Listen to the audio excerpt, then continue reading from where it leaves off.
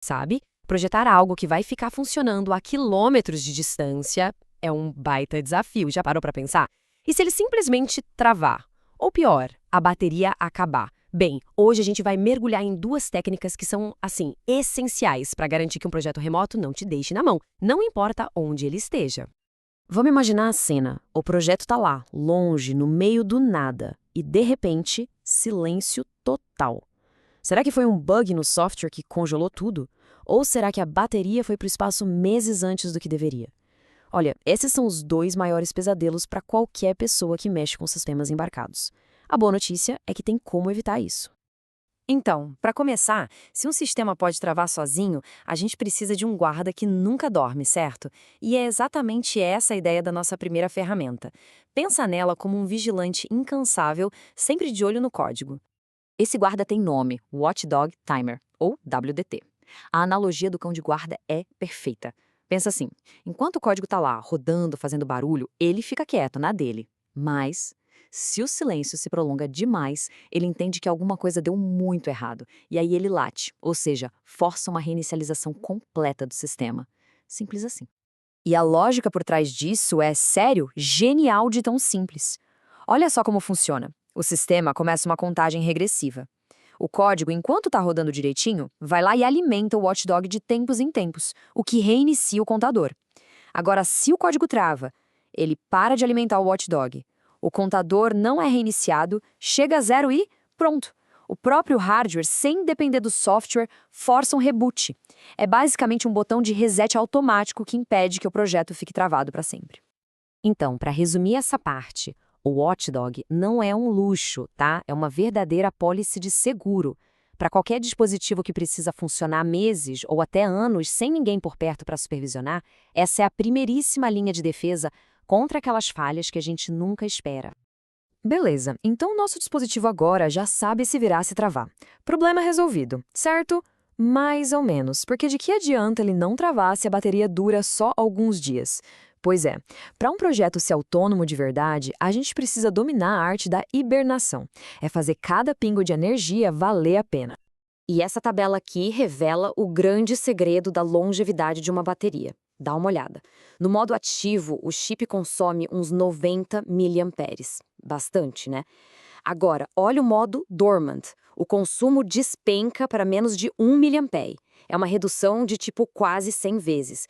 É aqui que a mágica da eficiência energética acontece de verdade. E se a tabela já era clara, o gráfico aqui bota tudo em perspectiva de um jeito absurdo. A barra do modo ativo parece um arranha-céu de consumo de energia, né? E do lado dela, os modos Sleep e Dormant são quase invisíveis. É essa economia de mais de 99% que faz a diferença. É o que transforma uma bateria que ia durar dias numa que pode durar anos. A estratégia por trás disso é bem simples, na verdade. Trabalhe rápido e durma muito. A ideia é que o dispositivo passe a maior parte do tempo num sono profundo, sabe? Aí ele acorda por um segundinho, faz o que tem que fazer, sei lá, lê um sensor, manda um dado e volta a hibernar. É assim que se consegue essa autonomia extrema. Mas o que exatamente desliga nesse modo? Bom, como a gente pode ver, o cérebro do dispositivo, a CPU e a maioria dos outros componentes, tudo é completamente desligado para não gastar nada. O pulo do gato é que a memória RAM continua ligada, ela é preservada. E o que isso significa? Que quando ele acorda, ele sabe exatamente de onde parou, não precisa começar tudo do zero. Tá, mas e aí, como a gente ativa esse superpoder de economizar energia? A parte legal é que em MicroPython é surpreendentemente fácil. Sério, tudo se resume a uma única função. O comando é esse aí, machine.deepsleep. É a chave de tudo. Quando essa função é chamada, é como se o código dissesse para o microcontrolador, olha, desliga aí tudo que não for essencial e fique esperando um sinal para acordar, beleza? E esse ciclo aqui mostra como tudo funciona na prática. Primeiro, o código faz o que precisa fazer. Depois, ele configura um tipo de despertador, que pode ser um timer ou, como nesse exemplo, um sinal externo em um pino. Feito isso, ele chama o Deep Sleep e entra em hibernação. Quando aquele evento externo acontece, tipo um botão sendo pressionado, o sistema acorda na hora. E o melhor, continua a execução do código exatamente da linha seguinte ao Deep Sleep. Legal. Agora, o que acontece quando a gente junta as duas coisas? Um sistema que se recupera de travamentos com outro que quase não gasta energia. O resultado? A gente consegue criar algo que foi literalmente construído para durar. Vamos recapitular. O Watchdog Timer, ele garante a resiliência, a capacidade de se recuperar de falhas de software. Já o modo Dormant, ele garante a durabilidade, esticando a vida da bateria ao máximo. Juntos, eles não são só um detalhe técnico, sabe? Eles são os pilares de qualquer sistema que se diz autônomo. Aquele tipo de sistema instale e esqueça, que pode ficar no meio do campo ou no topo de uma montanha, funcionando sozinho por muito, muito tempo. E tudo isso nos leva a uma reflexão final, né?